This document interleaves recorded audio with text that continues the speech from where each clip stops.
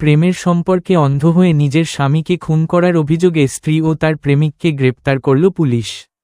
চাঞ্চল্যকর এই ঘটনাটি ঘটেছে আসানসোল দুর্গাপুর পুলিশ কমিশনারেটের অন্তর্গত জামুরিয়া থানার শ্রীপুর ফাঁড়ি এলাকায়, আসানসোল পুর নিগমের ৩ নম্বর ওয়ার্ডের পরিহারপুরে।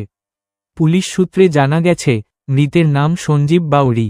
অভিযোগ, তার স্ত্রী মৌসুমী বাউরি দীর্ঘদিন ধরে অভিরাম বাউরির সঙ্গে প্রেমের সম্পর্কে জড়িয়েছিলেন। প্রেমিক অভিরাম বাউরি মৌসুমীকে বিয়ে করতে না পারায় সঞ্জীব বাউরিকে সরিয়ে দেওয়ার পরিকল্পনা করছিল। সুযোগ পেয়েই মৌসুমী ও অভিরাম একসঙ্গে পরিকল্পনা করে সঞ্জীব বাউরিকে খুন করে বলে অভিযোগ। এই ঘটনার বিস্তারিত তথ্য দিতে শ্রীপুর ফাঁড়িতে সাংবাদিক বৈঠক করেন আসানসোল দুর্গাপুর পুলিশ কমিশনারেটের ডিসি ধ্রুব দাস। তিনি জানান, প্রাথমিক তদন্তে এটি একটি প্রেমঘটিত খুনের ঘটনা বলেই জানা গেছে। জিজ্ঞাসাবাদে অভিযুক্ত স্ত্রী মৌসুমী বাউরি ও তার প্রেমিক অভিরাম বাউরি নিজেদের অপরাধ স্বীকার করেছে। ডিসি ধ্রুব দাস আরও জানান, ধৃতদের আসানসোল আদালতে পেশ করে পুলিশ রিমান্ড চাওয়া হবে। পাশাপাশি ঘটনার ফোরেনসিক তদন্তের আবেদন করা হয়েছে। ফোরেনসিক দল ঘটনাস্থলে পৌঁছালে তদন্তে আরও গুরুত্বপূর্ণ তথ্য উঠে আসবে বলে আশা করা হচ্ছে।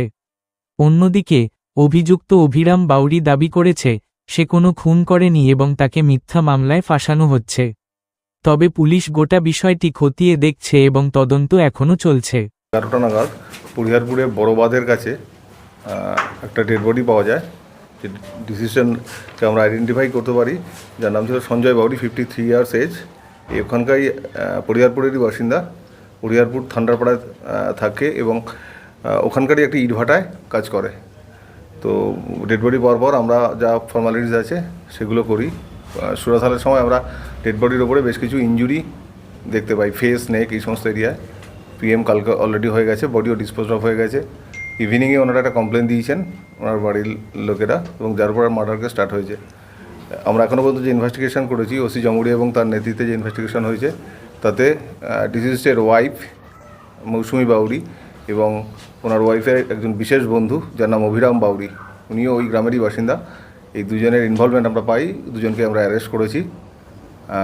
দুজনেই কনফেস করেছে মার্ডারের ব্যাপারে, এবং তাদের আজকে আমরা ফরওয়ার্ড করছি পিসিপিআর সহ। পিসিপিআরে অ্যালাউ হলে ওনারা যখন আসবেন তখন আমরা ইনভেস্টিগেশনের আদার পার্ট, মোটিভ কী আছে এবং অন্যান্য ইস্যুগুলো আমরা দেখব।